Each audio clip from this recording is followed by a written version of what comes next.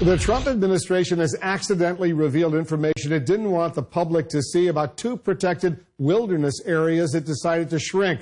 Strong arguments against the controversial move are contained in unredacted documents inadvertently released by the Interior Department. Our senior investigative correspondent Drew Griffin is working the story for us. Drew, this looks like a major blunder. Wolf, it absolutely was an embarrassing blunder, but environmental groups suing the Department of Interior are glad it happened. They say this accidental release of documents proves to them the Interior Department is hiding facts from the public. Shortly after President Obama established Bears Ears National Monument and expanded the Grand Staircase Escalante National Monument, the government noted positive change on the protected federal lands. Tourism was up. Vandalism in the protected areas was down, and paleontologists, amateur and professional, were making incredible finds.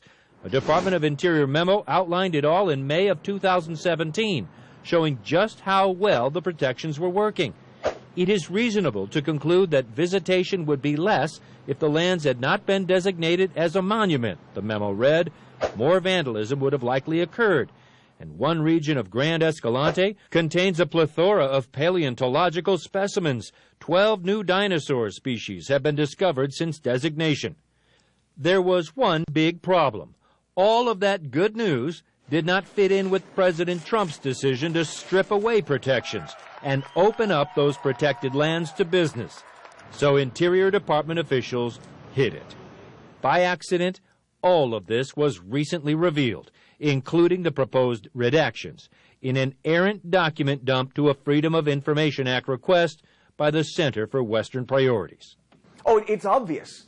When you look at the documents, there are big red outlines, big boxes around what they tried to redact. It was clearly just an error on the production end where they failed to actually hit the final redact button in Adobe Acrobat. The Department of Interior tried to recall the documents, but it was too late, allowing Aaron Weiss and other environmental watchdogs to see exactly how Trump's politically appointed Interior Department staff was working. It shows that all of their claims around the National Monuments Review were false. Secretary Zinke said there was no outcome that was preordained. These documents prove definitively that the outcome was preordained and that Secretary Zinke's political appointees were going out of their way to hide information that didn't make their case. This really is incredibly embarrassing for the Interior Department. In another example, this one involving offshore protections, Interior didn't want the public to see this document about a protected area off the coast of New England that says these areas support fisheries for a variety of species of fish and shellfish, providing income and employment throughout the northeastern United States. A newly released email says this section, while accurate, seems to me to undercut the case for the commercial fishing closure being harmful. I suggest in the attached deleting most of it for that reason. You shouldn't be able to redact basic facts just because you don't like those basic facts.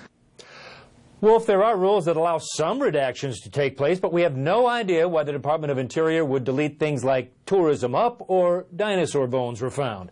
The Interior Department simply not talking about any of this to CNN. Wolf? Drew Griffin reporting for us. Thank you very much.